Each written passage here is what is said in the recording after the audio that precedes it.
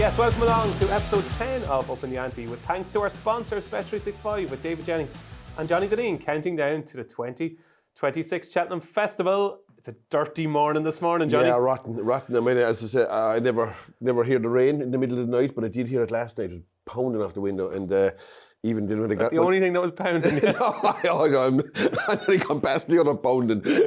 Anyway, the rain followed me up here now. It's lashing when you get off the train, lashing altogether. And so I was glad to get a taxi. I was standing in the queue for a bit, but we got one anyway, so look, it's not too bad. Tell me this, was it raining last night? Couch to 5k update? No, I wasn't raining, but I was feeling it last night. Feeling the pain now. Not able for us at all. It would have been only for a bit of help alongside me. I would have been pulled up early. Yeah, I was gone early. My calves back here, my legs back here, fierce sore. Sore.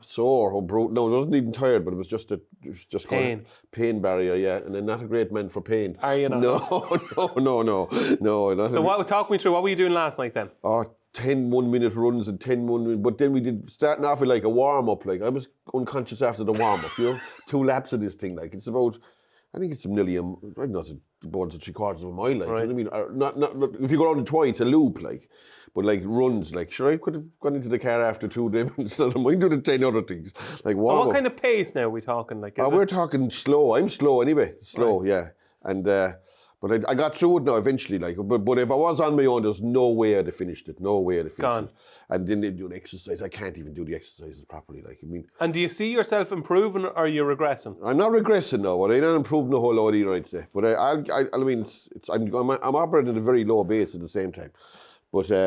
And how many people are actually doing the Couch to 5k roughly? About a dozen, I'd say. So if there's 12, where would you rank yourself from 1 to 12? 12. Are you the actual? No, be honest. Now. I know, genuine. I clear 12. Are you? Oh, I clear 12. There's not even an 11. So there isn't. No, I'm way off the pace. So if the actual 5k was tomorrow, what price would you be to finish last? There's no offers, absolutely none. And when it is on, I'll still finish last. Like I'm not going to get any quicker, I don't think. Right. But I get through it all right. But no, I'm not in great shape anyway. Like, you didn't really enjoy last night, by the sound of things. No, I didn't. No, I was tired after it. And even I'm out of shape and everything because I was in the supermarket yesterday and I had a basket of stuff because we were buying. Well, anyway, this thing fell out, so I went down to pick it up. Right, next thing. I said, oh jeez, my pants is gone. So I put my hand back, and there was no one on the aisle. I could find there was nobody on the aisle, so it must be me. So it was me boxer shorts were gone instead. Ripped. Yeah, ripped. Yeah, ripped complete. At least it wasn't my pants that you want to do back. Yeah. You could cover them up. But no, when you manage to going down to get touch your stuff and touch your toes, that ain't easy for me either. Like, you know what I mean? Yeah. Toes are a long way down for me now. Well, Johnny, you're turning up every week, and that's I did turn it up. Yeah, I haven't missed any session. No, I won't either. But there's only 3 gone now. Yeah, I know, but I won't be missing any session unless it's completely unavoidable. Anyway. Okay, there we go. Let's get on with the show. So you know the drill by now. Let's kick off with Johnny's Week in Review. And before you do, don't forget to subscribe, like, share, comment, all things Upping the Ante. Right, Johnny, how was your week? I actually won again, to be honest. Unbelievable. 3 weeks in a row, It's too easy for you. No, well, it's not too easy. We nearly need to complicate the game more. Not too easy. Done a bit of tweaking with my punting, to be honest. What did you do? Trying to have less bets for starters. Yeah. This game is all like you're always tweaking anyway. You're always like saying I won't do this and I won't do that and try to stop this, and then when that doesn't work, you go on to something else. You know what I mean? It's constant involvement and trying to like cut out things that are not profitable. And then, but I was probably having too many bets, and I tell you, look, the 2 things that I find that count against me are greed is one. Greed. Yeah, greed. Yeah. Like if you're too greedy, it's never good. No. And boredom is another thing. Right. That you'll need to have a bet. If you're having to bet for hours, you know what I mean? You'll have a bet, even though you shouldn't have had the bet. Do you know that kind of way? Yeah. That's the thing that kills me. Over the year, like I will lose money out of boredom. Boredom, right. Yeah. Okay. Like you hear these like fellas be saying pro punters or whatever they're supposed to be, that they never make mistakes. Well, I make loads of them anyway. Do you know what I mean? Loads of them. Now, some fellas maybe are methodical enough to do just exactly what you should do. But I don't do that anyway. I do stupid things from time to time. So how are you quelling the boredom then? On Saturday now, for example, there was a space of 2 hours where I had no bet. Yeah. And didn't I break out and lay a horse that I probably shouldn't have laid, and it won. Cost me money now. That What was was pure. Dalston lad in a handicap hurdle in Haydock, 3-1. I just looked at the race and I said, that's probably up against it. Didn't lay it for a fortune, but it was 3-1. Like it negated the winning bet for me at the same time. Do you know, that kind of way? And greed is another thing. Is a killer as well. If you're like, sometimes you're better off shutting the door and taking what you have rather than trying to make it bigger, maybe at times. So what made it a winning week for you? I had a bad day Wednesday, but I got it back straight away the next day, Thursday, and flipped a few quid over the weekend between Friday, Saturday, Sunday. One Sunday and one Saturday back to Old Park Star, back to Espresso Milan on Sunday. I was on that. Good performance. Yeah, I won well, and I'd say that my biggest deficit, I think, I went wrong in Tislas race. I went for Gidley Park to beat Tislas instead of John Bon, you know. I just thought this Gidley Park now, look, I'm his biggest fan, right? But like, he's just too unpredictable, isn't he? Well, jumps the first brilliantly. Yeah. You couldn't picture a better jump, and then he goes to the second, takes off in bloody Liverpool for London. Yeah. Look, I'd say he got that defibrillating heart. He would be surprised if he got it last Saturday as well. Would you? Any horses that have that thing in you should never be backing them. No, I actually he's on my list thought of that after backing him. I said, this old yoke had the defibrillating heart one day. I said, I hope that doesn't happen to him. And I'd say there's a chance it might have had now. You know? Now, Johnny, you were on this very show last week, and you said basically that I'd beat Tisselask, right? You said everything in the race would beat Tisselask. Well, so hold on now, right? Yeah. As they're turning for home, how are you? Now, I'm not just talking financially, but for your soaring reputation. All right. How are you feeling when Tisselask was absolutely tanking and looked at everything at beaten? that stage, my money is gone because I'm on Gidley Park to beat Tisselask. So my money is gone. That's the most important thing anyway. But I suppose I was happy to see John Bond pass him to avoid the inevitable pylon as well, you know. And I was right, he did finish last. yeah, that's a good point. Tell me this, I'm curious now. If Tisselask had fallen at the second last or last, would you just got your money back? What if your horse is pulled up or fallen? I was thinking that when your man was at the pulling up. I'd say so you did a match bet, Gidley Park to beat Tisselask. Yeah. I think I probably would have had. But in some firms, it's first horse out. But most firms, I'd say I'd have got my money back, yeah. Wow, okay. No, I'm not even sure where I backed it because I got someone to do it for me. I'm guessing I'd have got my money back, yeah. Okay. But so you kind of got Tisselask wrong anyway. Oh, I did, yeah. I know he ran a blinding race. He did run a blinding race, to be fair, yeah. He did. He was a better horse than I thought he was now. But I'd say...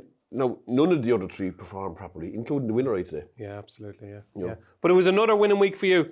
Is this one of your best starts of the year ever? No, I had a good start last year too. Right, in January, yeah, but I had. But you're happy? I am happy, but like as I said, these things don't last. And you're reformed now because you're doing things right now. Well, it's like gambling's all about front running. When you're winning, it's much easier. When you're losing, it's not so easy. Okay. Not so easy. There we go. It's Johnny's Week in Review, and he's won again. So now it's time for Ask Us Anything, where you get to have your say. Get your questions into Upping the Ante at racingpost.com. And first up this week, friend of the show, Simon Saunders. And Simon wants to know Johnny's reaction to Barry Connell's comments over the weekend. Simon says they were classless and show a lack of respect. So here's Monday's Racing Post, the front page, where Barry Connell says the Clarence House Chase was a Mickey Mouse race, Johnny. And he thinks all Marine Nationale needs to do at the Dublin Racing Festival is a clear round and bingo, he wins. So Barry, not afraid to talk up his own horses. Yeah, look, I think he's very much a glass half full man anyway, isn't he, Barry, for starters? He doesn't do pessimism anyway by the looks of it. No, he's a very optimistic kind of guy. Look, I wouldn't take any umbrage to what he said, really. I think basically, I think any fella that he's on Marine Nationale or connected to him was looking at that race and not really overly worried about maybe the champion chase anyway, were they? Like, I think that's, maybe he probably didn't use the right words, but I'd say in the context of the champion chase, I wouldn't think it would have any bearing on it, really. You know what I mean? So if you are in that camp, you'd be happy with that result. I think Ilete Tom, to me, kind of played himself out of the champion chase. So it's one less horse, one big horse that he won't have to be worried. Look, he is a guy that, look, he puts a lot of money into the game too, does it all himself, with obviously with help and all that. But look, if you hear Phyllis saying, I hope the horse doesn't win, that's a lot of rubbish, isn't it? Like, you know what I mean? I'll tell you what I think. Wow. I know they all tune in for what you think. I think we need more of this. I think racing, like, It's very seldom, and we spoke about Paul Nicholls when he beat Act of Innocence, and you saw his actual thoughts. Yeah. I don't think we get to see enough of people what they're actually thinking. And Barry just says it as it is, and he thinks the Clarence House was a Mickey Mouse race, and he said time and time again about Elite Toms, we beat him the length of the straight in the Supreme. So he's always thought Marine Nationale was a level above Elite Toms, and he's actually saying it. And fair play to Barry, because, it's easy enough to say stuff on camera and they then say stuff behind the scenes. He says as it is. And I think racing would be so much more entertaining if we had more people like Barry Connell. Yeah, to be honest with you, whatever he says, it's utterly irrelevant to do. It's up to the horse to perform in the finish anyway. You know what I mean? But he is he definitely is a guy that's what's the word? I suppose he's probably super optimistic at times. Yeah, they do incline to run horses in. Sometimes I'd say slightly overface them, maybe, but then he hasn't a bad record in Cheltenham at the same time. Absolutely, Does he? National after winning a couple of times cracking anyway. record, yeah. So look, I wouldn't take it. Is he right about the Clarence House saying it's a Mickey Mouse race? Well, in the context of a pointer towards Cheltenham, John Bond mightn't even run in the championship, and I can't really see this last figuring. So. Now, John Bond does watch the show, so be careful with your words. But John Bond might be even aimed for the Ryanair now, the way they're talking. So, so who knows? But you'd be surprised. Look, Marine Nationale, but that division now, all of a sudden, well, not all of a sudden, last 10 years has become quite unpredictable. So, Marine Nationale, would he perform when he's in the expected corner? He was a big price last year, 6-7 to 1. Now, it's suddenly every yoke that goes 5-4 and even money don't win the championship anymore for some reason. It is. It's kind of like a poison child. But I don't take any notice of Barry. To me, he's like a fella. If you're on a plane and the things come down the thing, the masks come down you're holding on to his hand. He's saying that's a little bit of trouble. Don't be worried. Yeah. That's not. He brings positivity to a new level. I think so. Yeah. But as for the comments, Simon saying they're classless and show a lack of respect. Classless. He's talking about his own horse that he owns and trains, that he adores. So I don't think that's classless. And second of all, in fairness, the Clarence House did fall apart. I think it did a bit. Yeah. Look, he's the kind of fella that you wouldn't like to watch a race with him now, would you? If you were on the same horse as him, you'd be saying, it's over. It's over. Yeah. We've this one, Johnny. Go down and collect. I hate watching races with those fellas. They drive you bonkers. You're much like a fella saying you'll beat. Well, we'll beat you, even though you know you're not going to beat. You know what I mean? But if a fella's telling you you'll win, you're like, I'll be quite pleased. Stop. Get out. Right. There you go, Simon. That's our thoughts on Barry Connell's comments. Next up this week is Jessica Thorpe, and Jessica wants to know what Johnny made of the spat between Harry Skelton and Sean Bowen at Windsor on Sunday. So good camera work here. Harry Skelton was not happy after riding Harry Lowe's at Windsor and was giving Sean Bowen a piece of his mind. Obviously cut him off. It was interesting to watch. I suppose memories of Patrick and Danny Mullins at Limerick all those years ago. What did you make? Who was right and who was wrong here between Harry Skelton and Sean Bowen? Oh, without doubt, Bowen was correct what he did. He rode a great race, and him, Germany, and to be honest, I think Skelton wasn't alert enough on the horse he was riding, and wasn't aware of what could happen in the next 30 seconds. It's a bit like driving a car, and you're not looking to see as a fella coming up near outside in a dual carriageway. You have to be aware of what's going on. Did the exact same thing in the very first race and get a whiskey, but had the horse to get him out of it. Gave a horse absolutely every chance to come and beat it. A horse, I can't remember the name, I think, was it Jennings or one of them fellas rode it? No, it could have been Keelan Woods, actually. But he gave it absolutely every chance to come and do him anyway. When he shouldn't have. Yes, absolutely he did. And he did the same here. He was messing around in that horse, thinking that he was controlling the race, and suddenly here your man spotted him, shot him, and kept him in. And you see a lot of that in the flat, that happens a lot in the flat, not so much in the jumps because they get more time maybe to extricate themselves and maybe recover. But in the flat, if that happens in the flat, you're invariably beaten because you have to switch wide around horses and that. I thought it was great. And I thought the reaction from Sean Bowen was great. When your man is up in the horse, he's giving it all this and he's just looking saying, he's saying, when are you finished? Give us that face again, Johnny. He's just like a teacher been scolding the fella, and your man is he doesn't care what he's saying. Monkeys, and he's saying okay, I'll just listen to this rubbish, and I'll say nothing. Yeah, and really he's going. Well, really he's going. I don't care what you're saying. Race is over now. So 2 questions. Was it dangerous riding? I don't think so. No, I think it was careless. Careless on behalf of Skelton for not being aware of what's going to happen. Okay. And So you'll be giving Harry a ban for careless riding for not like, knowing what's on your outside. That's a different type of careless. Yeah. But I wouldn't give anybody a ban for what happened. I would have said it was extremely good riding from Bowen. Yeah. Extremely good riding from Bowen. And I think a bit maybe like lackadaisical riding from Skelton and thinking that everybody is going to leave you do whatever you want to do on horses when that's not going to be the case. There you go. Harry, if you're watching, you're wrong. Sean, if you're watching, you're right. So now it's time for Paul Hendrick's question. And Paul asks, would Johnny back or lay these 6 show price favourites at the Cheltenham Festival? Lulamba, Sir Gino, Final Demand, Johnny, Marine Nationale, Tihupu, and Fact to File. So the 6 real shorties at the Cheltenham Festival. Would you back or lay? Let's kick off with 11-8 Lulamba in the Arkle. No, that wouldn't appeal to me at all anyway, not just yet. And look, at this time of year, we're what, 10 weeks away, are we? Roughly? Yeah. No. 9? No. 8? 7. 7. 7, yeah. But look, anything that has to run anyway, between here and Cheltenham, isn't really a bet, I don't think. Like, at these kind of odds anyway, you know? Right. Like, because they can block their copybook, and other horses can come into races, so... Like Lulamba 11-8, okay, it has to go to Warwick, probably or Newbury or sometimes a procession maybe. But what about if the Dublin Racing Festival is won by 25 lengths? Like, Yeah, you know go what I mean? back the board or whatever, yeah. So like 11-8, like put it this way, at this time of the year, I'd like to be saying simple solution or simple equation, I should say. 11-8 divided by 2, 11-16. Can you see Lulamba being 4-6 in the day? What did you just do there? 11-8 divided by 2 is 11-16, say, right? So it's roughly 4-6. Okay. So can you see him being 4-6, Lulamba? I can, yeah, maybe, yeah. I can't. Okay. I can't. I think that's... So it's a lay? I think it's at the current price. It's definitely not a bet anyway. Okay, it's a lay. It is Lulamba. This is an easy one. Sir Gino, obviously. So Gino, what price? 5-4? Yeah. 5-4. Can you see it being 4-7? Okay, if it tears the new line asunder next Saturday, it could be. I wouldn't back it, but... You're not his biggest fan. You're not like me. No, like. not really. I'm not. Look, Is it just because I get in there with the 92 for the champion hurl and you're a bit jealous? No, that's not. Yeah, no, I think it's just I'm very wary of horses that have had time off. You know, that have had breaks and things like that. And they say there wasn't anything wrong with him physically. They still had a hole in his leg or something with an infection or you know that kind of stuff.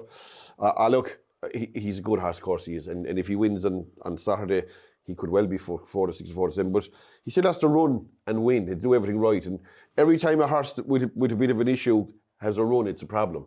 So he's got to run once between here and Cheltenham. For that reason, I'd be against him at the minute anyway. Okay, so it's a bad opening day for Nicky Anderson. He's already had 2 I'm not saying he won't win, but at the moment, don't go back. You're laying them. At the moment, they're not bets. No. So Lulamba is beaten. Sir Gino is beaten. Okay, let's kick off Wednesday. So we've got Final Demand evens for the... For the Brown Advisory, yeah. Look, the price is bad, but I do think he'll probably win. Okay. Would I want to back him at evens? Like, the question is, would I back him or lay him? I wouldn't back him, but I definitely wouldn't lay him. I do think he'll win. Like, could he be 2-1 on? It's a possibility. It is a possibility. Could he be 2-1 on in the day? He could well be. Like, if Ballyburn is capable of going off 4-7, Final Demand is capable of going off 2s on anyway. So I think I'd be with him anyway, yeah. I would. Okay, there we go. It's a good start on Wednesday. Then we're into Marine Nationale 6-4. Yeah, look, Marine Nationale. Short now, isn't he? Yeah, 6-4. So again, you divide that by 2. Can he be 8-11 in the day? If he does win the DRF Wait, race. 6-4 divided by 2, 8-11? Roughly, yeah. If you think he can be that short on the day, and if he did win at the DRF, but these are all... He's not going to be 8-11. Not a hope. You'd imagine he wouldn't be, no. Even if he won by 10 lengths at the Dublin Racing, he's not going to be 8-11. No, he probably won't be. So that's the reason you wouldn't be backing him right now, I think, you know, at 6-4. Like, he's a 9-year-old still at the same time. He's not exactly bomb-proof. I don't think that division has a horse that's bomb-proof. So for that reason, I'd be against him at the moment. Okay, you're against him as well. Moving on to the favourite for the Stayers Hurdle, who is? Tihupu. Yeah, he's 13-8. He's a horse that won't run between here and then. So I think if you want to back him, like at least... He's not valued, though, is he? Like, why is he going to beat Bob Ballinger? Well, like it's a kind of a deepish division. Do you not think he was beaten fair and square in the race last year? No. I do probably, yeah, I do. And why are you turned around that form there? I suppose he's a year older, so is the other horse, but your man is a year older at a wrong time. He's a double figure year older, you know. Like, the way he won in, like, he's a very consistent horse, but he doesn't run the same level all the time, I don't think. I think if he runs the way he ran at Christmas in Leopardstown, he would win the Stairs hurdle. So at 13-8, you're leaning towards back. No, look, I think that's the kind of price he'll be. And I don't think there's any edge in backing him now at 13-8. So I'd be probably against him. I think it's safer to be against him, really, at the minute. Yeah, but I can see him winning now. I can see him winning. Okay. Yeah, I can see him winning. And finally, your old buddy Factified on the Ryanair. Yeah, there is a horse now, 13-8, so that's about 4 to 5, say. I mean, you could definitely see him being shorter than 4 to 5, I think, anyway. That race could cut up to nothing. Like almost every horse in the race is probably in the Gold Cup, and he could maybe have the horse of the Brahmins to beat. Well, I see every single person in the country seems to be tipping up Hartwood each way for the like for how the can Ryanair. you fancy Hartwood to beat him at the same time? I mean, like he's blue from beating Hartwood, isn't he? So you know, like I don't know. I think he'll probably win, and you only have to forgive his run at Christmas in the King George, and he can't get beaten in a race like this. So I'd be probably with him at 13-8. Could John Bond beat him? Not a hope, I'd say. No, I doubt it. No. If he's to be beaten, it'll be beaten by one of these horses that were going for the Gold Cup. They're just going to reroute back in there, maybe, you know? Okay. Maybe you get something like that the ground comes up soft and they say, well, they mightn't get the trip in the Gold Cup, we'll go for the Ryanair instead, maybe late in the piece. But at the minute, with the horses that are likely to run, I'd say he's probably a bet. The two that I'd pick from them are... Okay, so we'll go through them from the start. So just in a word, back or lay, Lulamba, Lay. Sergino, Lay. Final Demand, Back. Marine Nationale, Lay. Tihupu, Probably Lay, yeah. and Factified. I'd go back there, yeah. So we've only 2 winners out of them. Well, yeah. When I'm not saying there's not one of them horses I say would not win, but the current prices, like even the two I'm putting up as back are borderline, very much borderline. The others are no value whatsoever. There you go. Great question. That's the shorties at the Cheltenham Festival. And last up this week is Patrick O'Hare, and I think this is the best question that has ever come into Upping the Ante. In all his years of betting, what has been Johnny's most profitable race at the Cheltenham Festival from a betting point of view? Now, I can't believe we've done 2 different people doing Upping the Ante. We've done so many series. Is the plural of series? I'd imagine so, yeah. I'm not sure about that, but anyway. And this is the first time this is a great question. Now, is there a clear winner? So your most profitable race, the race at the Cheltenham Festival over your 4 decades of punting that you've made the most money. Is there a clear winner? Don't tell us what the answer is, but what was close to making it? What's been good to you, but not the official winner? I'll go for the race that I've probably backed the winner of the most often. Right. Do you know what I mean? The figures vary, like as I'll describe now, maybe the figures vary from the very first time I backed the winner to maybe in the middle, in the noughties or whatever they call it, when you were hitting winners, maybe. I have told one of our producers here, I've told him what I think the answer is going to be, so I'm going to be interested. So what is the answer? It's the Arkle. Yes! Yeah. I think I've backed the winner of the Arkle 10, 12 times maybe. You know what I mean? Yeah. I think the first time I've had £1, that's an old pound on Waterloo Boy at 20 to 1. Wow. That's 1988, I think. Jeez, that's worth about 2.5 million. Yeah, whatever, yeah. But it was worth a lot of money to me at the time anyway, because I was in college and £21 or more than Andy at the time anyway. But I'm just trying to remember some of the horses. I went with him anyway. I definitely backed him. Went for things like Moscow Flyer, definitely was on that. Ventana Canyon was a horse I backed. Wow. Richard Dunwoody for Edward. Ventana Canyon, Moscow Flyer. Backed 2 of Adam King's winners, My Way to Sols and then Void Poor Stead. I'm trying to go for, after that, it was into horses like Tidal Bay, Captain Chris, Simon Sig. Wow. The last 2 were probably, I was on the So, Footpad, El Fabiola was probably the latest one. Last few years, not been so good for me, that race now. But Fabiola wasn't too long ago. Yeah, but if you could go Did you back Edward Stone? No. I was on a double green horse in that race, Ante-Post, about 20 to 1. I think he was third. I think he was around a 4 to 1 chance in the day. Can't remember. He never really lived up to those kind of heights. Anyway, you'll know the horse, alright. I can't place him. Top notch, no? No, he was a Mullins horse. All right, okay. He was a Mullins horse. Belonged to Moonir in Swede. Yes. Do you know the horse I'm talking about? Yes. Yeah. Go on. It's like a 2 mile and a 2.5 mile horse. I can't place him now, but I think he might have been third in that race. I think he'd every chance in here for sure. Definitely had. But somebody knows the answer behind the camera. What was it? Blue Lord. Yeah. He's right. Yeah, he is. Yeah, Aiden in work experience knows more than you. He Blue does. Lord. For Well Paddy done. the Plaster was a big one for me one year. Okay. I had a big bet on that. But all like different sizes, as I said, from pounds to bigger amounts and up and down. But was on Ante-Post one year, 9-2 or 5-1 or something like that. So, but it has been now I was saying that, but I've made big money in the race. I don't even know because I've had a bet on every single Arkle at the same time. So if I've backed 10 or 11 winners, I've backed them. Yeah, that's 78 losers. I've backed 20 or so losers as well. But it is clear cut. You think like when you're. I think the Arkle is it's a race where you need to. I love 2 mile chases anyway for starters, but it's early in the festival, and it's the kind of race you kind of want to get right badly. I had a good bet another year on Kicking King. He got beaten by Well Chief. Yeah, I got a lot of money in that Kicking King at big prices too. But it's been a race that's been okay to me anyway, for sure now. And am I right in saying JP has never won it, has he? Nor the Champion Chase, no. Wow. Yeah. That's unbelievable, yeah. And should have won it a couple of times, but didn't at the same time. So there we go. I'd say that's probably on the bucket list, yeah. So there we go. It is the Arkle is Johnny Dineen's most profitable race from all his years of betting at the Cheltenham Festival. Now, folks, it's start of the week time where Johnny counts down his top 3 performances from the last 7 days, and we have seen some mighty performances, haven't we? We have, yeah. We've seen some horses that very hard to judge them really, but some visually impressive horses anyway. So number 3? Number 3, I went with Proactive in Fairy House was it Wednesday? It was, the meeting that was moved. I'd say that's a fair horse now anyway. And it carried a £5 penalty, beat Macho Man, another horse that carried a £5, both French horses. I'd say both dear horses, expensive horses.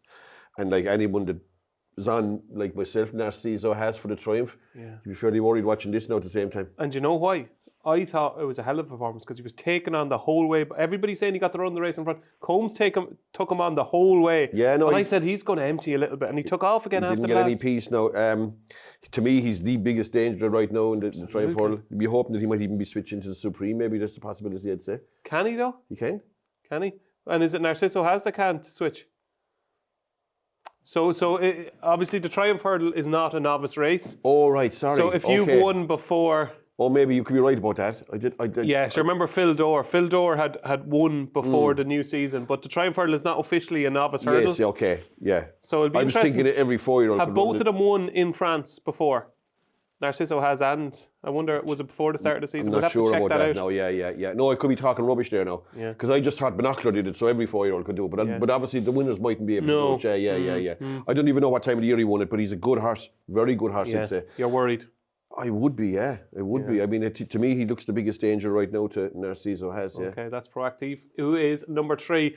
Now, I think 1 and 2 are quite straightforward, but it's going to be interesting to see what position you have them in. Number 2. I went with Mighty Park, 2. Yes, okay. Look, impossible to judge at the same time. It is like anyone saying he did this and he did that. He won by 38 lengths, and not many horses won by 38 lengths, but like it was a no race at the same time. You have terrific contacts in the game. It's one of your greatest assets, right? What did you heard, rumour-wise, before the race about Mighty Park? I just heard fellas who said that he was quite a smart horse, like, you know what I mean? That was it? Yeah, that he was smart enough to win a maiden hurdle Fairy House on Wednesday. That's all I wanted him to do. I wasn't interested in that after that. Did you back him? I did it 4 to 5 or something like that. That's the price he was. No, he was bigger now, but when I got to hear anything about him, he was shorter. But look, I wouldn't mind. But what fella did say to me that, and it was like fairly important, was that he didn't think that the other horse of Mullins was much good. His French farm didn't mount to much. Okay. But the one he would say, okay, Mighty Park won 38 lengths, but I'd say there's every chance that he didn't beat a lot. And the second thing is, like, when these races, I often think that if Mighty Park, he only was a reserve as well, he only got in late in the piece. So if he didn't run, Rock Dino would have won 18 lengths. Probably by more because he nearly fell at the last. And he'd be 7-1 for the Supreme. Yeah, do you know what I'm saying? So it's very hard to judge these horses when they beating trees, basically. So, but like with the talk of him and the way he did it and his jumping, everything about him, the little bit you could see of him anyway. Yeah. I did a column on this on Saturday. Like the camera was so far away. Joke. Wasn't it? What did you think? That's a joke. All you could see was these dots bunny hopping You're over. only hoping that your dot doesn't disappear in the hurdle, isn't it? Like, that's basically it, isn't it? Yeah. When he's a mile ahead and next thing you see this thing on his head, and he looks like he still has a jockey on him. You know what I mean? I think he didn't fall anyway, so we're okay. We've got to get... I know it's cost. I understand it. And in fairness, we're lucky we have racing TV showing all these races and stuff, but we've got to get cameras in the back straight. We've got to. Too. There's places like are unwatchable, like Naas, Fairy House is another one. Back straight, like no idea what's happening. Like, no, absolutely. And it's none. the smaller meetings, obviously, that But I don't know. They had like Thurles. They were able to follow them around in a van and all this. The pictures from Thurles were fantastic on Sunday. Yeah. Like, I don't know. Maybe it can't be that difficult. There's a lot of It's well, they're not about wiring and putting things. But Jesus, even if you had a fellow up and holding a mobile phone, he'd have better pictures than this. Wouldn't you up and stand up in the tree? Yeah. They are just too far away from the stand, aren't it's they? a joke. It is. It's an absolute joke. Yeah. But anyway, he was hugely impressive. How good he is, it's hard to judge. He's a well-bred horse. Second in the point-to-point. What beat him in the point-to-point again? Oh, I should know the answer. Go on, I don't. I don't know. It's with Willie, the horse that beat him, I think, isn't it? Is it, yeah? I'm not sure exactly, no, but his point-to-point form is smart anyway. It's not bad anyway. But look, he could be absolutely, falls into that kind of category that there could be anything stuff. Do you think he'll run in the Supreme or the Turners or either? The word I had of him was that they were going to be minding him as a future chaser. Like, so he mightn't run at all at Cheltenham? Well, I don't know. I'd say he probably will go to Cheltenham at the same time if he runs in the meantime. It's a shorter price for the Turners than he is for the Supreme. Yeah, that kind of. I suppose it'll depend on what horses they have for these races, and that he'll fit in somewhere surely. Okay, so number 2 is Mighty Park, and number 1. Number 1 was Old Park Star in Haydock, yeah. Now you were onto this early. You spotted Old Park Star very early, and you've been right. What did you make? A blind man would have spotted him the day he won when he won in Kempton. You wouldn't have said he was top horse right like that.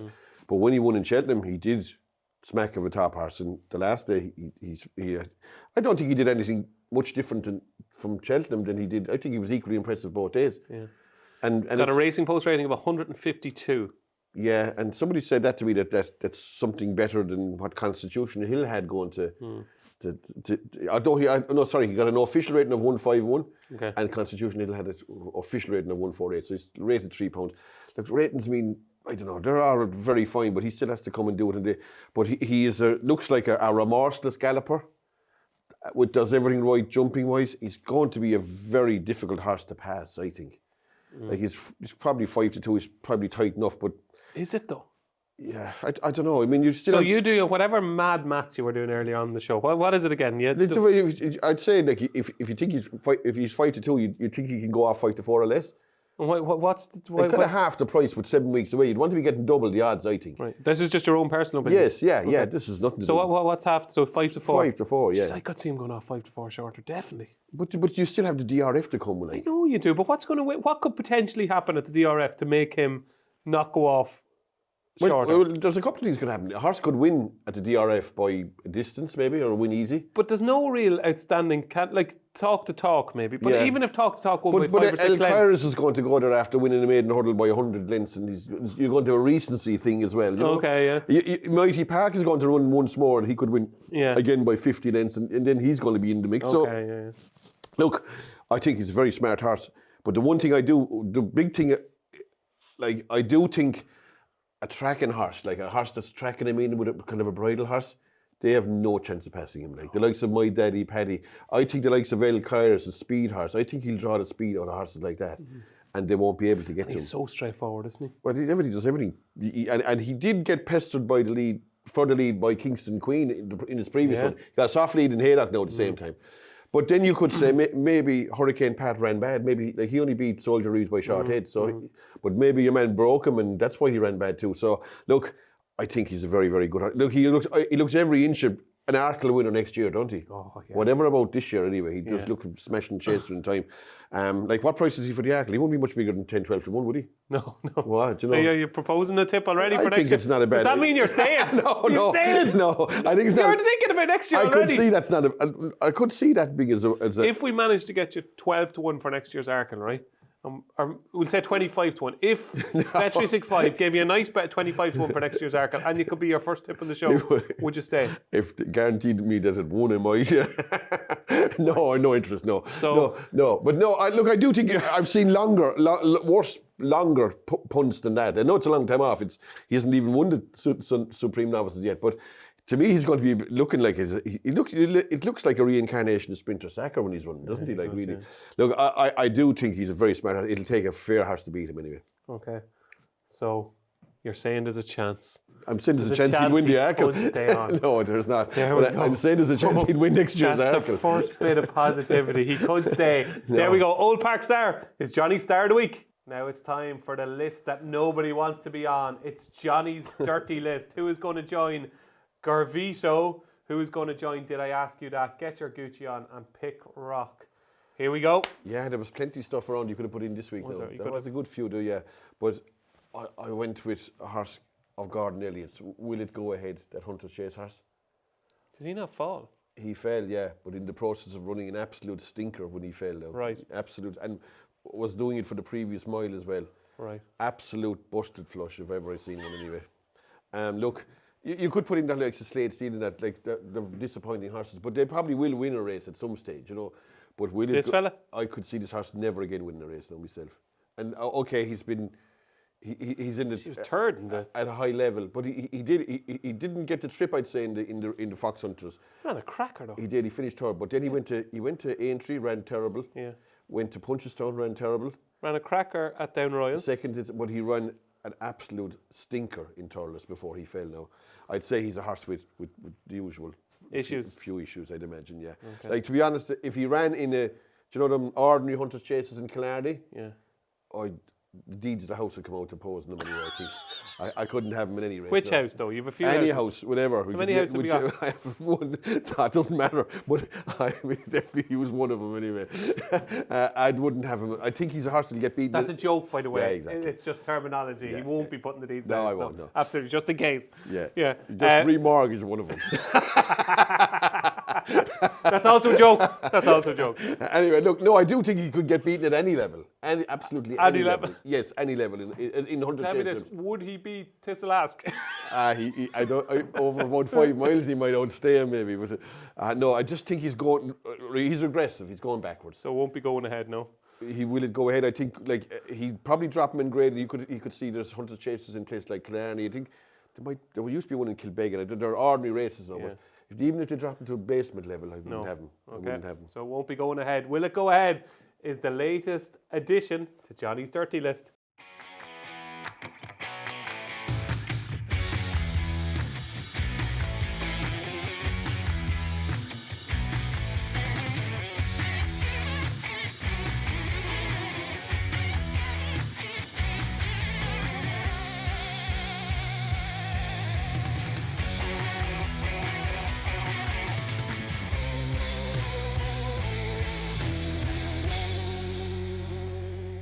So it's one for the Racing Post tracker time. The one horse that caught Johnny's eagle eye over the last week was? Shawnee Con is his name. You see him running now? Shawnee Con. That's his name. Seanicon.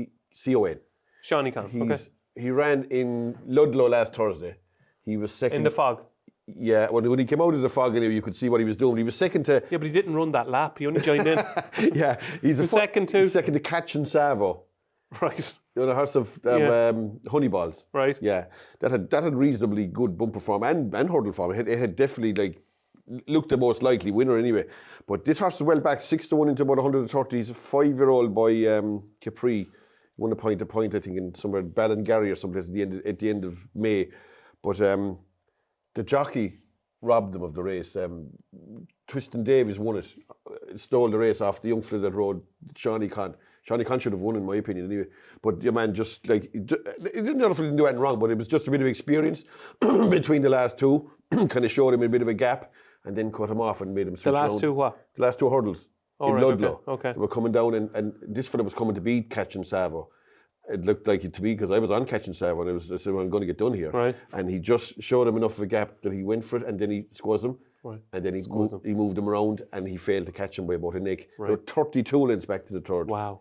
It wasn't a brilliant race, but it's a big gap back to the third horse. Right. And he is an absolute certainty to win the next time, I'd say. Shawnee Con. It's Shawnee Con, yeah. Did you see the bumper winner in the same day at Wincanton? That was impressive. It was a horse of Bambi's or something. Oh, yeah, Jesus, Bamsford or something like that. that was Yeah, impressive. 12-1 chance, yeah. There's horses after winning a few bumpers up the north there lately have won with their mouth open. Yeah. You wouldn't know what they are. Horse of Keatley's as well, one by a That's mile. one of them. Yeah. And another horse of Jed O'Keefe's is after winning 2 bumpers. Yeah.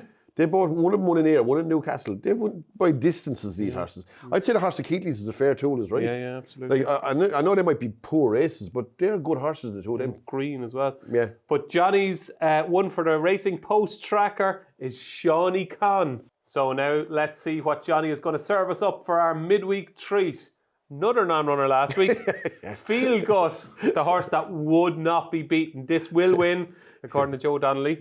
Yeah. Well, it wasn't beaten anyway, No, because it didn't run. I think I saw him into the race on Saturday in Cheltenham, yeah. Cheltenham, and I think he's into the race in Warwick. But Cheltenham, could be a good race at the same time. I wouldn't be saying he mightn't get beat down there now, you know. So you're still 4 out of 7 in your midweek treats, so. Yeah, not too bad. Good, yeah. I'll go with Staffordshire Knot for the Galmoy Hurdle. There's 145 in Gorn. 145 at Gorn Park on Thursday. Yeah. Staffordshire Knot. Yeah. Who has turned the corner.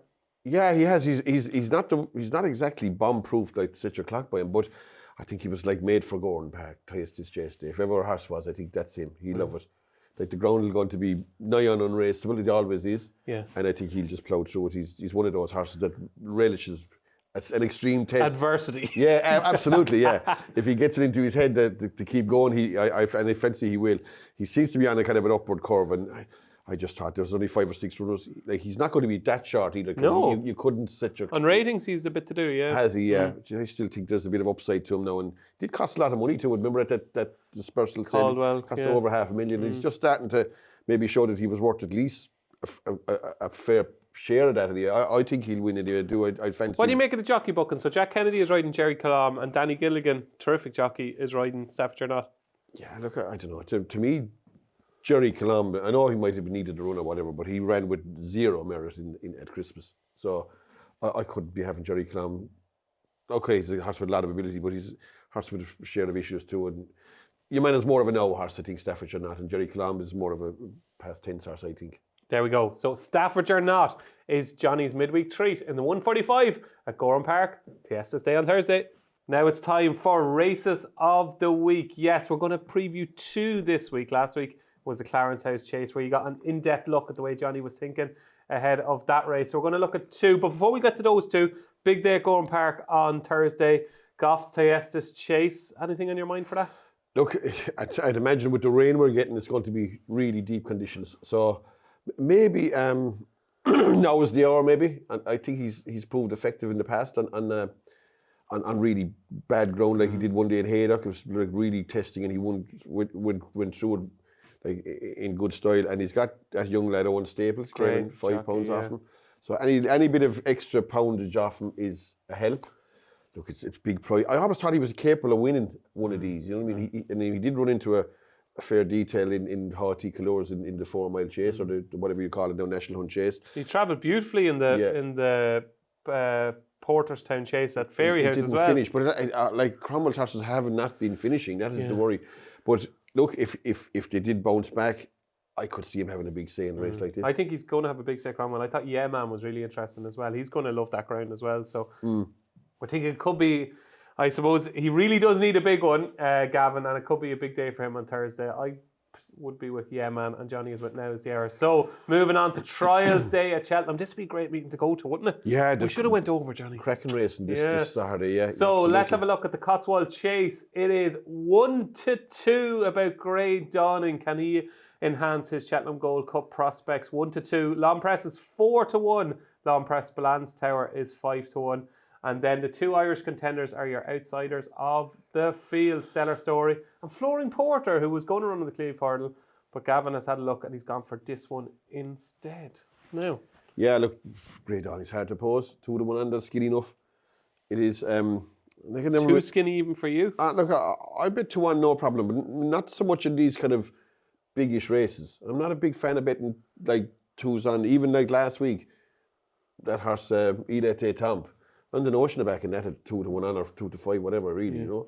Like these races, there are easier 2-1 on shots to back, I think. All these races, everything's offering their lives and doing their best, and you know what I mean? So there are other races where are less competitive, I'll put it that way to you. And I mean, this fella, he should win, but it's still 3 mile with a lot of fences and all that kind of stuff. Could be testing ground too there. Look, I do think he'll win. I wasn't going to oppose him. I think the only danger is Spillane's Tower, only for starters. Long press, no. I couldn't fancy that at all. Any long press. Okay. Yeah. So he's this week's It's going Tisselask. awful anyway, isn't it? Like Phoenicia. I think she'd 7 winners this year. I read there the other day. This season. Yeah. This year would be all right. Yeah, well, this season, 7 winners. That's not much for that kind of an outfit. And like Spillane's Tower was shorter priced than Grey Dawn the last time they made. He's getting £6 off him as well. Like, he didn't run too bad in that hurdle race there lately. No. Against El Fabiolo. Like, he's probably getting geared up for this. Like, put it this way, it's kind of now or never for Spillane's Tower. He's getting to It's that. 5-1 not a price here. Yeah, look, I wouldn't put anyone off. And I think it's the only conceivable danger to the favourite. Barring actions, I think is the only. And he's getting the £6. Like, if he's going to be a good horse, this is his time. He has a chance for sure. And like, he could go off shorter than 5-1, couldn't he? Well, it depends on how well they fancy him, how he's actually going at home. I don't have no idea what he's doing at home, but he is the only. Like, if I was back in the favourite, he'd be the only horse I'd be anyway worried about. Okay, there we go. That is the Cotswold Chase. Now, the Unibet International Hurdle. It is the big two in the Champion Hurdle. It is Sergino 4-9 against the new line 2-1. Bet365's price at the moment 10-1 Paneros, and bigger prices the rest. Right, Johnny? Yeah, look. Best horse in training. Yeah, I suppose everything's pointing in the favour of Sergino. Just the fact that the other lad has come in the back of a fall as well, and he's got to be. That's not a help, and secondly, he's got to be better than him as well to beat him. Like, Do you think he is better than him? I think it's a possibility. Yeah. Is it? I do. I think it's a possibility. Yeah. Is it? Again, to me, he looks like the only danger, and maybe the biggest danger by far in the Champion Hurdle. I do rate the new line as a good horse. Yeah. But you just so do I, but you just be wondering, like, come back and fall, like, would he be just primed for one day only, Champion Hurdle Day, and maybe not 100% here? You just wouldn't be sure that he. The betting will be interesting now. I think if Sergino goes off 1-4, he'll definitely win anyway. You'll nearly know by the betting that what kind of resistance the new line is going to put up. And is there a chance we could be dealing with a generational talent here in Sergino? There is, of course, yeah. But again, he's a horse with a well-publicised issue. Look, never been beaten, Johnny. The one thing the new line can't afford to do here is fall again. You know, that's the big thing. Yeah. They'll be very mindful of that, I'd imagine. So if he's ridden with a slight self-preservation, maybe mode, in that kind of mode, I think Sergino will probably win. Then again, a 2-1 on and not go to back at it. The one thing I'd say you could be guaranteed here will be that Sergino will be in front of the new line in the race. Yes, and all the way down to the last, and he might have one go if he's capable. That's if Sergino hasn't them well burned off by then, which is a possibility too. Look, I can see how fellas will fancy Sergino. I'm personally not going to bet the race, but if you force me, obviously I'd pick the favourite, but I'm not betting. Okay, there you go. That's the two big races on Trials Day at Cheltenham. The Unibet International Hurdle and the Cotswold Chase. It's Grey Dawning and Sergino are your two shorties. But Johnny isn't back in either of them. So now it's time for DJ versus JD, our weekly charity bet competition. Yes, we're off the mark, Johnny. You're back to winner. Yeah, that's right. Yeah, we both got winners. Yeah. No questions asked. 50 quid at 7-2. Somehow won the Novices Chase at Windsor on Friday. How? I'll never know. Yeah, I was behind the couch. On one stage. I was praying to every saint in the place that he wouldn't absolutely disgrace himself after 3 fences. I thought he was going to be tailed off. First of all, I thought he was going to make the running. Yeah. Then Ben Pauling was interviewed before the race, said, we might pick up the pieces, and he's been named at the handicap chase at Cheltenham Fest. I said, this is an absolute disaster of epic proportions. And then he ended up winning the race. Yeah. So no questions asked. I had 50 quid at 7-2 last week. So that puts me only down to minus 125. And of course, Old Park Star, Johnny played it safe and he was right. He did the business for Johnny. So Johnny is minus 110 and I'm minus 125. So we're on the way back, Johnny. That's it, yeah. Only halfway through. It's grand. Yeah, absolutely. Everything under control. Right. Do you want to go first or second this week? I'll go first, but mine is one that's short enough anyway, so it's not. I couldn't find one for Saturday. Right. I'm just afraid of the weather and that the ground could deteriorate a lot. These, like Doncaster's a place that it can get soft, like quick, and Cheltenham's the same, especially if the rains during racing. So I was just wondering, like I was going to put up one in the last race on Saturday in Cheltenham, but then if it was a quagmire, anything could happen. So, what was it? Act of Innocence. I thought that might win, but I don't think, like, if it goes to last man standing stuff in Cheltenham, anything's possible, I think. Against Taurus Bay as well, it's a good horse. Yeah, it's a good race too, it's no good thing anyways, right? Yeah, absolutely. So what have you gone for? I went with one big bang in the 115 on Friday in Doncaster. It's more likely that that's a 2-day meeting, so it's more likely that by then the conditions won't be horrific.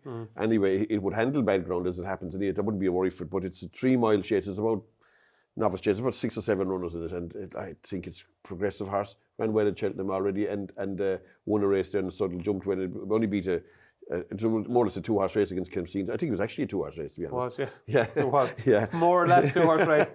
Actually was. There were 2 runners. Yeah, it beat Kempseen. So more or less was a 2-horse race. Yeah. So it did that well. It's good, safe conveyance, jumping-wise, and that's suitable to a place like Doncaster, where jumping is paramount. So I'd go with him, yeah. Okay, there we go. One big bang for Johnny at Doncaster on Friday. And I'm going to the Cleve Hurdle, the 3:35 at Cheltenham on Saturday. A horse who hasn't ran since 2023, would you believe? 805 days off the track. Cheltenham for France, I think. Bottomless conditions, okay? Right. Of course, Gold Tweed won this for France a couple of years ago.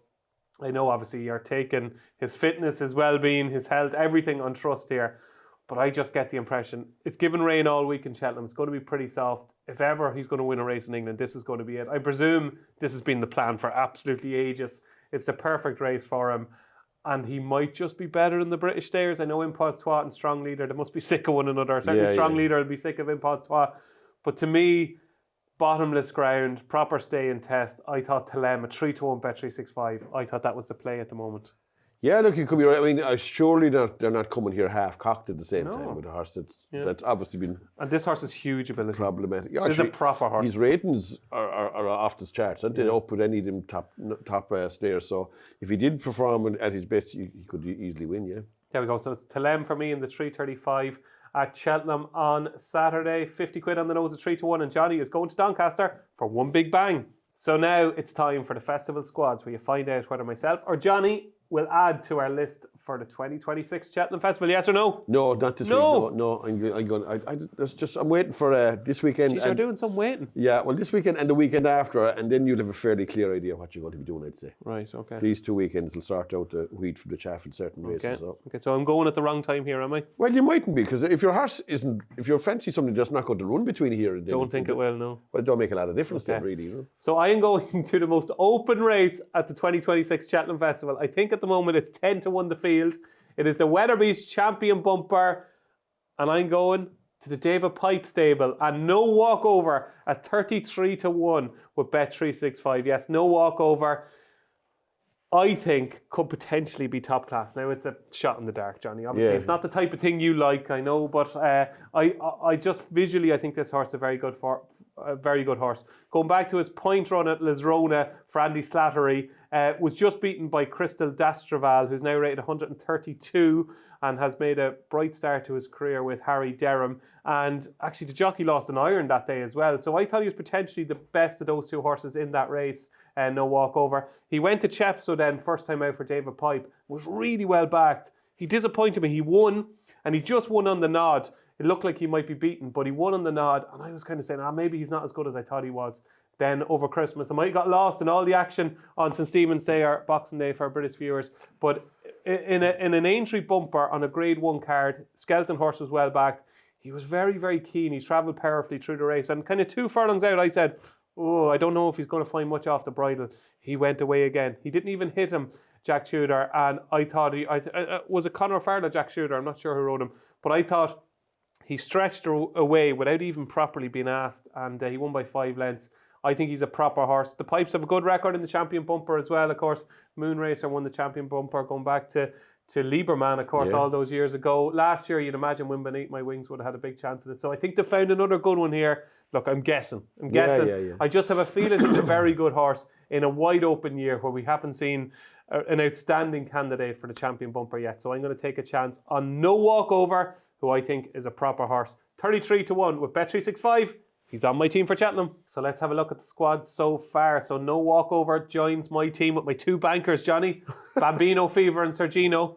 You'd imagine one of them would win, wouldn't you? Yeah, they have good chances anyway, I mean, it's a bit early to be saying they'll win. I hope so, fingers crossed. Bambino Fever and Sergino. Bambino Fever at 6-1.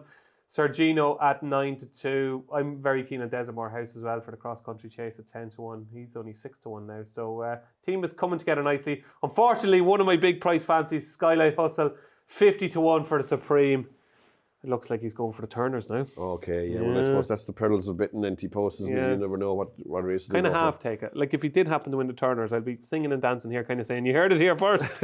Yeah, exactly. Wrong race, but you heard it here first. Yeah. You have a little interest in it, is right? Yeah, absolutely. So that's my squad so far. And Johnny, Jade de Grugy, people laughed at you when she was beaten after she was beaten first time out over fences. But Jade de Grugy is now into 10-1 for the Mayor's Chase, tipped up by you at 25-1. You got to be happy with what you saw at Thurles, I'd say. Yeah, look, she jumped well, but she beat nothing at the same time. Look, the only horse I'm happy with is Narciso has, to be honest, really. And even at that, I'm worried about Proactive. The rest of them, I'm only hopeful. It's on the line. Yeah, it's a good chance. But like, you wouldn't be saying, you wouldn't be bringing it down to the supermarket, which you'd show them the docket and saying you better fill up. That'll win. Like it is a chance, of course. It has a chance, but that horse, the one of Brian Gleason's, was quite impressive actually. Yeah. That's the runner in the Fox Hunters now. Look, I kind of fancy Narciso has, but I'm afraid of Proactive. But the other ones I have at the minute are only hopeful. At best. Okay. Some of them at best even, yeah. Okay. There we go. That's the squad so far. So finally, it's time, we hope, for Johnny's joke of the week. So, Johnny, now come on now, right? Cut out the nonsense, okay? We can't. Last week it was canned, right? Yeah, I can't. I thought it was harsh. I thought it was did too. harsh. It was very harsh sending off. Yeah, very harsh sending off. Yeah. If it went to VAR, I think it would have been rescinded. Yeah, we'll have to get. We'll have to get a better VAR. It was a joke. It was a joke. So anyway, look, we've a new video assistant referee today. Okay. Yeah. Okay. Well, did you know what VAR stood for? Video assistant referee. I think it is. Yeah. Okay. So what have you got? Is it clean? I think it is. I think it's very harmless. It's a story. It's a true story, though. This is not a joke. Like, this is a true story from the betting ring years and years ago. We like viewers like this now. Yeah. Right, take it away. This is a true story, so it's not. I think it's very harmless anyway. But anyway, this particular guy, he's dead since then. Right. That's a good start. Yeah. So we can't. This happened now in the 60s. I'm talking now. Okay. It's like about 60 What years age ago. were you in the 60s? No, I only heard the story. Oh yeah. But it's definitely true. Yeah, it's true. But it happened in the 60s. But this particular guy, anyway, he went to Fairy House, point to point, I think it was, the Sunday before Cheltenham. Right. Okay? In Fairy House Racecourse. And he had 40 quid in his pocket. So he'd be meant for favourites, and he backed the first favourite and won, and backed the next favourite and won. And the next thing, he run it into 410 quid he had. And his brother was with him to say, and he turned around to his brother and he said, I have enough, he said, to go to Cheltenham. Lovely. 400, he said. I'll be able to get over on the boat in the morning, he said, and get the digs and he's in and everything. He's enough, 400 quid is plenty for himself anyway. And he said, I'm finished betting anyway. But there was one more race. It was a hunt race, right? And there was this thing in the hunt. It was like confined to the local hunt. But there was this one of the horses that was eligible for the race was one of the top hunters in the country. Like he shouldn't, like he was like miles over these horses anyway. But he was running, so he was 1-4. So the brother said to him, "You know what we'll do?" He said, "Have the 400 on this yoke." He said, 1-4, right? Oh, no. And if it wins, I'll be able to go with you. So, man said, he was thinking about, that's not a bad idea. She just can't get beaten anyway. So it was owned by some Captain Major, one of those fellas. You know what I mean? One of those posh fellas up around Meath. Yeah. Up around where you live. Yeah, great county. Yeah. So the captain was riding him himself anyway. And, he was sauntering around. He shouldn't, he was, this is it. So when it comes to about the third last anyway, this yoke is about 3 fences ahead anyway. And does a somersault. Down. The man falls off. The captain's gone anyway, out the side door anyway, right? So I can feel the pain. Yeah, so they're up in the stand anyway, and the brother, the man that had invested the 400 is up there, he's demented now. He can't go to Cheltenham now. Oh, so that was okay anyway. But at the time anyway, do you know this like Del Boy's yellow van? That was the ambulance with a white one. You know what I mean? It was like one of those small little vans. Yeah. So here was the van bringing the captain through the betting ring, right? So there was a bit of a rule and the brother looked around anyway, and here was the fella that suggested to do the bet. The two back doors of the van opened, pummeling the captain. He was getting stuck into him. He was. Blaming him for the fall. Can't go to Cheltenham now. He tried to pummel the head off the Captain Major in the back of the ambulance. And it's true. That's the fact, yeah. Oh my God. Jesus. These fellas didn't take defeat that well. No. Sore losers, to say the least. So neither of them got to Cheltenham? No, they didn't get there that year, no. You went into 10 or left going, home. Well, there's a life lesson in that, isn't there? Well, I suppose. Look, there's no such thing as a free lunches. There you go. That's Johnny's joke of the week, which we think. How are we pricing up to make it? If that don't get it, I can give up to you. No, there'll be no more jokes. I think so, yeah. That's Johnny's joke of the week. So that is it. Hopefully, after you've heard Johnny's joke of the week, that is it. That's it for episode 10 of Up in the Ante. Heading for lunch now, Johnny? Yeah, no, I'm heading down tonight straight. Heading home? More or less, yeah. No lunch? No, I'm going to have something quick. Johnny likes his fancy lunches on a Tuesday. I think it's the only reason you do Up in Normally, yeah, I go for something nice, but today I have... How come? My missus is away with our two small ones, with her sister and their kids. So anywhere nice? I think they've gone to Lanzarote, yeah. You think? Well, I know they've gone to one of them islands anyway. You know what I mean? I dropped them at the airport. America or somewhere? Yeah, no, not gone to one of those... what you call them? Lanzarote. Yes, it's Lanzarote, yeah, it is. So, look... Did you have to pay for that? Yeah, I did. But anyway, look, I might make the dinner when I go home. Oh, so you're making the dinner tonight? Well, I made it last night anyway. Did you? Yeah, well, it's what did you make? Stuff. Curry that we bought in the butcher's, poured it into a thing and fried it. And rice. It's pretty simple now. So did you make the sauce from scratch? No, the curry was in the sauce in a thing, like, you know what I mean? In a container? Yeah. And what did you do with it? Just fried it. Right. Yeah. Chicken curry. That's quite nice, actually. Tasty stuff, like, you know what I mean? But it'd have to be fairly basic stuff. Like, I couldn't make a shepherd's pie or anything because I wouldn't be able for some of that. But just simple things like that. That mince and potatoes. Well, we'll unbelievable. Yeah. Possible. We'll see. But so, is there a chance that you mightn't cook tonight? Tomorrow night we're definitely not cooking. They're going to go out. You're going out. We'll go for a dinner tomorrow night, but I will go as well Friday. We'll see. And you might go out Friday night. Yeah, and maybe so where Saturday does night. that fit in with your whole dietary requirements for the couch to 5k? Look. Do you think that might be impacting on maybe your training on a Monday? Well, it did last night though, because I couldn't move when I got up there. I was after chicken curry and rice, and my legs were fierce sore, and I was not well. And the fella that was running it, he said to me, "Are you eating much protein?" I said, "I don't even know what protein is. What is protein like?" Protein. Yeah. So it'd be like meat and eggs and all that kind of stuff. Would you be eating that? They would eat meat. Yeah. But not the kind of meat he's eating now. I'm talking about burgers from the gym. There is protein in it. Yeah. But like on my dietary stuff wouldn't be wonderful now, I'd say, for that kind of stuff anyway, you know. Yeah. I'm talking to you here as if I'm Bradley Cooper, telling you what protein is. Yeah. I don't eat eggs, you could eat scrambled egg now, you know, that kind of thing. Yeah, that'd be good for you now, that would you? So would you be thinking about what you're eating on a daily basis? No. Could you ever see yourself doing that? No. We only live once, as far as I'm concerned, anyway. You can't be going around eating rubbish that you don't like all the time. You know what I mean? Lettuce and that kind of stuff. You know, there's no way I'm going to ever eating that rubbish. Not a hope. I mean, like even if you put 3 years onto your life by eating Magoo green stuff all your life, that wouldn't suit me. I'd rather croak it. Would you? You'd rather die earlier? I would, than eating muck. Coleslaw and that kind of stuff, like, you know what I mean? I couldn't eat that stuff. How does anyone even eat coleslaw? Do you ever look at it even?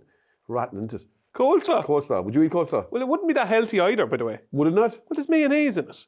Yeah, I don't know. You wouldn't be a fan of coleslaw? No, it's horrendous stuff, isn't it, coleslaw? Right. Yeah, no, I couldn't touch that. What is it about the coleslaw? Do you like mayonnaise? I would a bit, yeah. So you like the mayonnaise part? On eggs, egg mayonnaise, but I wouldn't eat coleslaw. And do you like cabbage? No. Well, maybe that's it. I wouldn't eat any vegetable that's not cooked anyway, for starter. Do you know what I mean? Like cold carrot now would be rotten, wouldn't it? I mean, like, who eats cold carrot? You know, like Bugs Bunny, isn't it? Like, do you know what I'm saying? Cold carrot, like whoever even thought it. I mean, carrot is supposed to be cooked, isn't it? Yeah. So why not cook it and eat it? But not just strip it down and give you little slices of it and mashed up, and it's desperate stuff. No, I'm never a big fan of it. Look, if something isn't nice to eat, just don't eat it. That's it. That's the way I look at it anyway.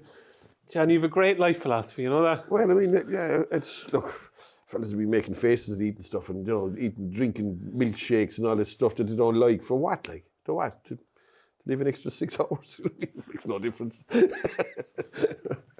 I wouldn't just necessarily take every word as gospel from Johnny. Just some people would like to live longer and live healthier lives. But the big breaking news, of course, earlier on in the show was that Johnny might potentially be staying on next year if obviously you want to back Old Park Star for next year's Arkle. No, I just said it suggested as a long-term punt maybe for someone. Yeah. So Johnny's first tip for the next series of Up in the Ante is going to be Old Park Star for next year's Arkle. Well, that was episode 10. Johnny, best of luck this week. You're fending for yourself and hopefully you survive. Yeah, we'll be fine. Yeah, absolutely. Yeah, and best of luck with the next round of your Couch to 5K. Enjoy Trials Day at Cheltenham. Enjoy Goff's Theatres Day. Of course, course, Eddie and the team at Gorham Park do a terrific job. It's always one of the big days of the year. It's a good buzz in Gorham Park on Thursday, isn't it? Yeah, it's a great crowd there, always. Yeah, Yeah. it is. It's for some reason, well, it's a local thing anyway, isn't it? Like it's really well supported by the locals. But there was always a big crowd in Gorham. I don't know, even years and years back, you could be caught in traffic going into it and going out. It was a desperate place to try to get to. Yeah, I wouldn't say you like traffic, do you? No.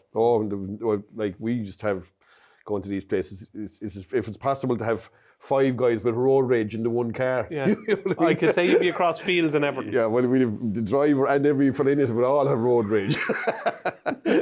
So the advice is get to Gorham Park early on Thursday if you're going. Enjoy Cheltenham Trials Day on Saturday. And don't forget to join us next Tuesday at 6 o'clock for episode 11 of Upping the Ante. But that's episode 10 done and dusted. Until next week, I've been David Jennings. He's been Johnny Dineen. Thanks for watching Upping the Ante.